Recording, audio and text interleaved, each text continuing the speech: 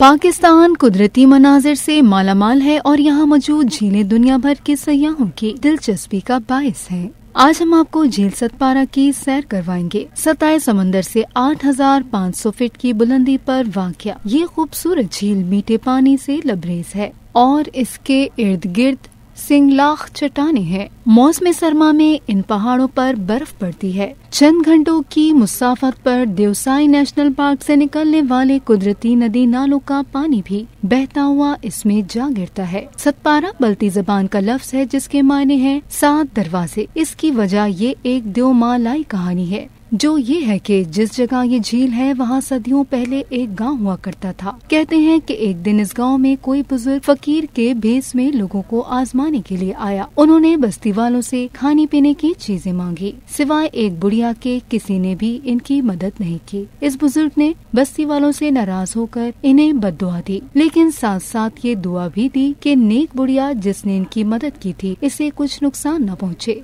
दुआ कबूल हुई और रातों रात गाँव उलट गया और इसकी जगह पानी का चश्मा फूट पड़ा और देखते ही देखते ये पानी एक बड़ी झील में तब्दील हो गया। अलबत्ता हैरत की बात ये हुई कि जिस जगह नेक दिल बुढ़िया का घर था वहाँ पानी इससे दूर रहा। यूं ये जजीरा आज भी सलामत है।